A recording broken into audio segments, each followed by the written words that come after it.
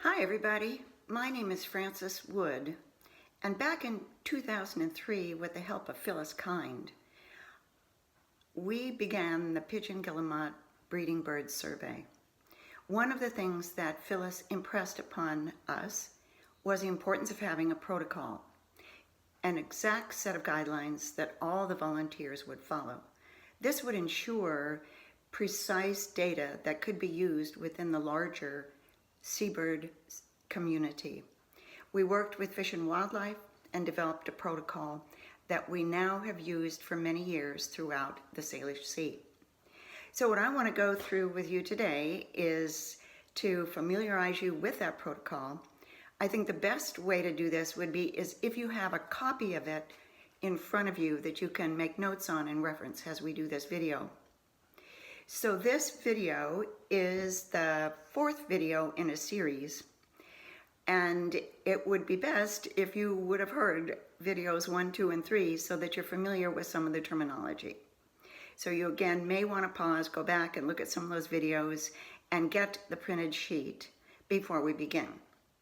Okay, here we are ready to go through the protocol for this year. If you're looking at your sheet, I'm going to be referring to the numbers that are listed here. There are 17 altogether. Most of them are self-evident and we'll just move through them quickly, but some of them take a little bit more description, and I'll try to fill you in on that. Before we begin though, I must point out that with the various colonies and surveys up and down Puget Sound and the Salish Sea, there will be some customizing. So you may have some additional directives from your own colony supervisors that you should pay attention to. That would be something that you would get directly from them. Alrighty, here we go. The first item indicates the areas of study that we're going to be looking for. So this is the information that you will be tracking and recording during your 1-hour survey every week when you go out.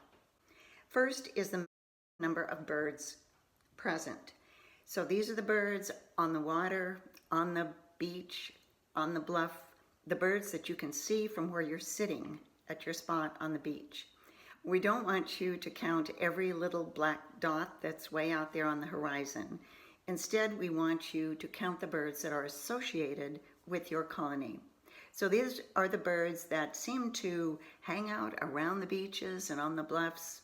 Sometimes they'll fly out and spread out across the bay, but they do return regularly and seem to be the birds interested in the bluff where the burrows are.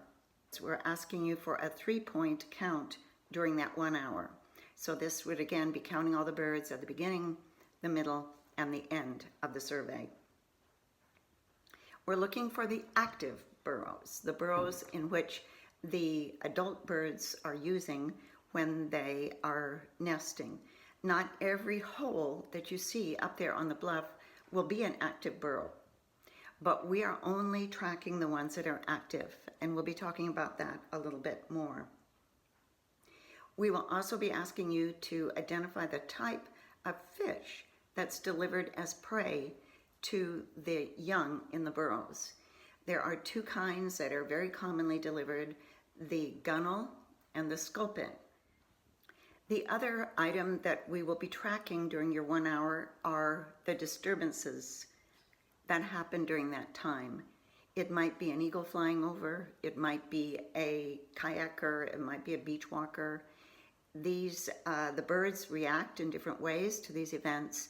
What we're going to be asking you to record is the event that happens, the eagle or the dog walker, and then the reaction of the birds and the length of time that they are disturbed by this event. All right, that's the overview. Jumping into number 2 is to just always use the most recent up-to-date version of the protocol and the data entry sheet. Don't use any former sheets. Go ahead and recycle those. We need to be using the current sheet. And number 3 is actually number 1, and that is that safety is our first priority. So typically volunteers go out on the beach by themselves or with small teams. It's important that somebody at home knows where you are and when you're expected to return. Carrying a cell phone is always a good idea. Another thing to make note of is the tides. We don't want anybody having to wade back after the survey. So then, moving on to number 4, and here we start getting into the nuts and bolts of the survey itself. The birds are most active in the early morning from sunup until around 9 o'clock. So we suggest that you start your survey at least by 8 a.m. in the morning. The earlier you get out there, the more activity you'll see, and that might tempt you to get up a little earlier, grab your coffee and a thermos, and head on out.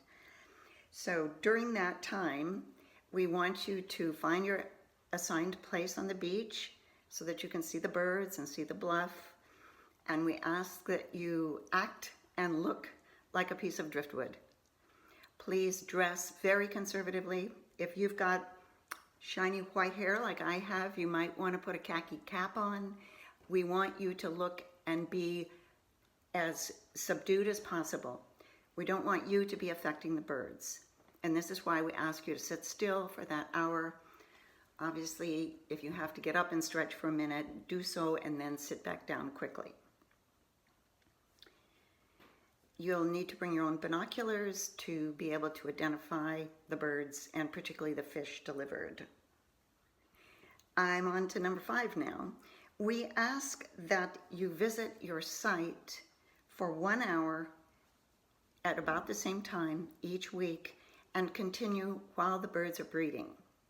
For the summer, that's typically on average about 10 weeks, sometimes 11, 12 weeks, sometimes shorter. So please plan to participate for that period of time.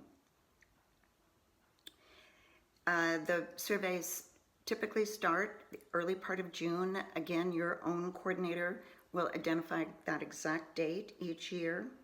It's important that we get data from you for every week during that 10, 12-week period. So if for any reason you're unable to carry out your duties, please let your colony coordinator know that. If you have a scheduled vacation, the sooner we know about your gaps, the better to be able to provide substitutes, because we do expect a survey, rain or shine, high tide, low tide, at some time, the best we can, about once every week. One of the difficult parts of this survey is figuring out when the birds have finished breeding for the year. We want the data to include at least 2 consecutive weeks with no further fish deliveries before you close down your survey. So we find that the survey is starting in the early part of June. Most of the activity is around the beginning to middle of July. And then there are always some late nesters or some birds that have had to re-nest. And the survey then continues on into August and even sometimes into September. So continue to go out every week until you have 2 consecutive weeks with no burrow activity, meaning the birds have stopped feeding the fish to the young have hatched, and the birds are really not particularly interested in the bluff anymore. Okay, now we're moving on to number 6. The first thing you want to do is take a look at your bluff that's been assigned to you and determine which are the burrows that are active. Which are the burrows that the birds actually go into because they have claimed that as their nesting or breeding site. We consider a burrow active if a bird has disappeared completely into the burrow, or you happen to see it emerge from the burrow. If a bird sits on the ledge outside the burrow, doesn't count. A bird needs to actually disappear into the burrow so that you don't see it for a couple of moments, and then you can consider that a active burrow. Fresh guano on the burrow, outside the burrow, is also not a determining factor of if the burrow is active or not. Once you have figured out which burrows are active on your section of the bluff, and I have to say that sometimes when I use the word bluff, we're actually talking about a wooden structure, a dock, set of pilings. possibly even a jetty, a rock jetty. So I'm talking about the areas that the birds are breeding, but I'll use that word bluff just to keep it easy. Once you figure out where the birds are disappearing into holes, then with your drawing or photo, identify the surrounding trees or bushes or a landmark, maybe a pipe coming down the bluff, maybe a skinny tree up above, maybe houses you can see up above, so that you can identify on your drawing which is the active burrow. And it's up to you to give it an identifier. It could be a number, 1, 2, 3, it could be a letter, A, B, C, but then that becomes the identifier for that burrow for the entire season. So make sure you're clear about which one of those little holes way up there at the top of the bluff actually is the hole that the birds are disappearing into. So then you will, as you fill out your data sheets, you will always refer to the activity at that burrow. You will refer to it if you have a bird disappear into it or if they're delivering fish to it. It will relate to the identifier on that burrow. Some teams like to go out ahead of the survey, the first survey date, and they want to check out the burrows and which ones are likely going to be active and which ones belong to which volunteers. That's helpful so that when you start the survey, you can start with a real full survey with a real full survey time. And did I mention it is 1 hour? Exactly 1 hour, not 58 minutes, not an hour and 3 minutes, but please keep it to exactly 1 hour. So now I've jumped down to number 8, and we're going to be talking about the type of activity that you will be recording for the burrow. If a bird enters the burrow with no fish in its mouth, it just flies in and or flies out, then we call that no prey, meaning there's no fish delivery to the young. There's nothing in its mouth. It's just a plain old visit. It's a no prey. The other options you have, and there are 4 altogether, so an activity could be a no prey. It could be what we call a gunnel, meaning a gunnel has been delivered to the burrow. These little guys only put 1 fish in their mouths. They're not like the puffins who cram in a dozen. So we can identify the delivery as a gunnel delivery because there'll only be 1 fish there. Or the other option as far as fish type goes is sculpin. So the 4th category is what we call other or unknown. So this is, you know that there's a fish that's gone in the mouth into the burrow with the bird, but for whatever reason you didn't figure out what type of fish that is. Maybe you didn't see it, maybe it was too far away, maybe it happened too quickly, that's fine. Or maybe you know what it was. It was a perch, it was a sand lance. That's an other. So other unknown is 1 category. And if it's not a sculpin and it's not a gunnel, then you would mark it as an other. If you happen to know what the fish prey was, you can mark that down in the notes. We're always anxious to hear that kind of thing. So whether it's a no prey, gunnel, sculpin, or other, you need to mark the exact time that the event happened, that the delivery happened.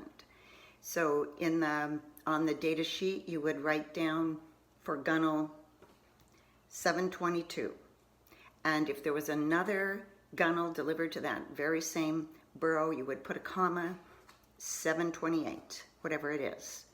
This is covered a lot more thoroughly in the video where we talk about the data entry. Okay, now we're moving on to some of the easier, less complicated parts of the protocol. I think a lot of this I'll just skip over because you can read it. The first one, number 9, is our guest policy. You, as a volunteer, have been trained to take on the duty of this citizen science project. We want to keep it as scientific as possible, so only people that have been trained and appointed by the survey coordinators can serve as data collectors. So if your partner wants to come along and sit with you, that's fine, but they have to sit quietly. They also need to look and act like a piece of driftwood. No conversation, please.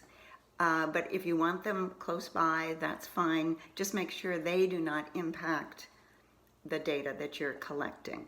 If you need a substitute, then please let your colony coordinator know about that, and they will assign a trained volunteer to cover. So again, we don't want Uncle Joe to fill in just because you have to go to the hospital that day. We want only trained volunteers out there. The next one is our pet policy. Very clear, no pets. Any pets can be left in the car, but they cannot accompany you to the beach. Number 12 is make a decision. You are the expert on the beach. You're the only one who has seen that fish go into the burrow with the bird. You're the only one that's there counting. Sometimes it's hard, the birds are moving around, the water is rough, you're not quite sure. You need to make your best guess and record that as data. So find a number that you feel good with and include that. Date ranges don't help us at all. So please just be clear when you enter data into your data sheet. Number 13. Another thing we encourage you to do is to, after you're done with your survey, walk underneath the burrows and take a look to see if anything's fallen out. You might see some eggshells, you might see some discarded prey, and make note of that on the notes that you have, that you can add to your data sheet. Number 14, I've mentioned, if for any reason you can't make your survey, for whatever reason, let us know. We'll get somebody else out there to cover for you. And the sooner you can let us know that, the better. Scheduled vacations or days that when you know ahead of time you're not going to be there, please tell your coordinator as quickly as possible so that they can schedule substitutes in. Thank you.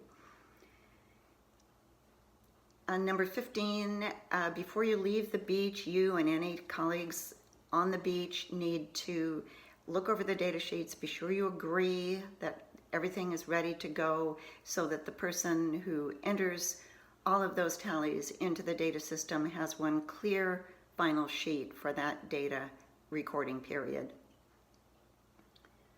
Also, we have brochures that explain the project, and your colony coordinator will have a batch of those that you can carry with you and pass out to people.